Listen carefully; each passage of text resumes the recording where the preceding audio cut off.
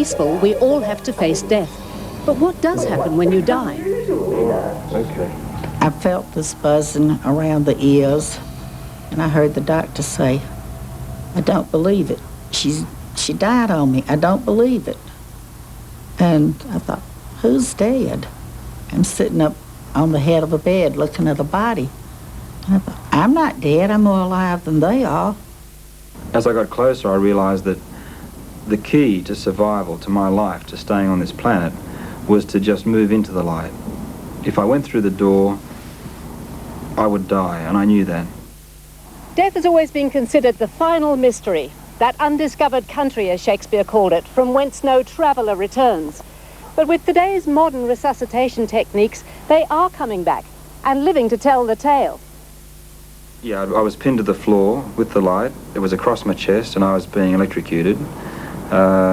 I was being crushed with 240 volts. That's the only way to describe it. I knew that I was failing. I knew that I was fading. I was going to die. There was no two ways about it. I'd thought of a lot of ways of dying, and this wasn't one of them. I'd got to the point where I realized that if I couldn't stay conscious, I would die. And I started to fade to black. I just started to go out.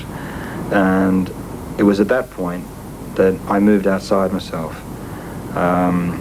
It was an awareness more than anything else of no longer being inside my body, but in fact being up near the roof, looking down at my body.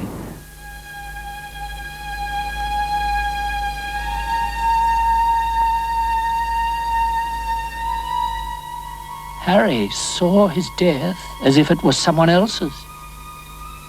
He watched himself from outside his body, and he wasn't scared at all.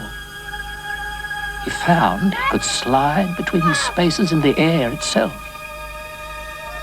Ecstasy touched him. Ordinary language. Dr. Raymond Moody is the author of bestseller Life After Life.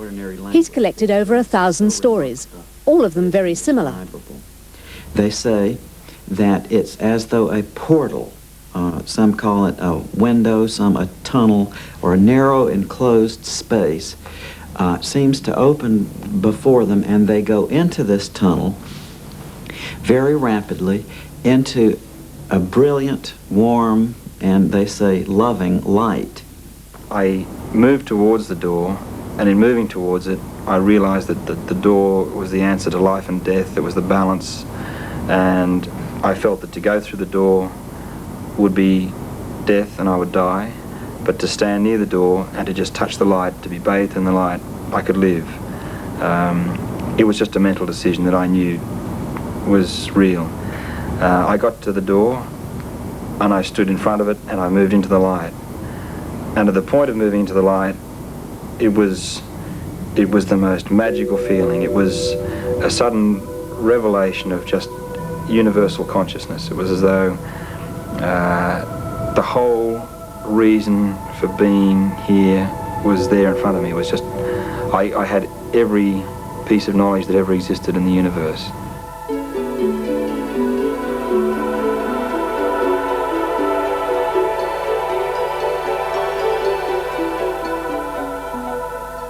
The bright light is brighter than any of the lights you use here, our sun, anything. Is it dazzling? No, you can look at it, and you, according to your faith, you recognize the light as your own personal savior.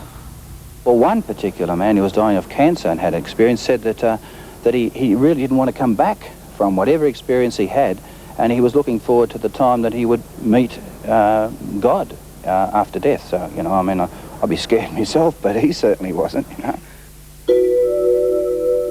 Apart from the pleasure of the light, there can be some uncomfortable moments when a person's whole life flashes before them. They see everything they have ever done. They say that it's in full color, 3 dimensions, and not only that, but also takes place from a third-person point of view. For instance, they say if they see an action in which they have acted lovingly toward a human being, they take the perspective of the person who was receiving the love, and they understand those feelings.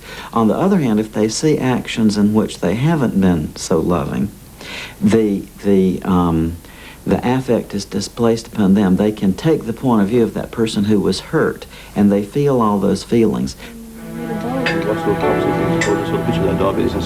Hospital staff know a lot about death, but they can still be surprised by those they bring back to life. They've in fact described things that happened exactly, particularly comments that were made. The thing that strikes me, in fact, is how accurate their descriptions have been. It's really made me more aware of the death and dying situation. I mean, I having come across it so often, it's something that has made me, I suppose, look upon it as not being such a bad thing. I can remember on one occasion coming back and a little girl that her parents had been drowned and her little brother had been drowned. It's a most extraordinary story, on the North Coast on a holiday.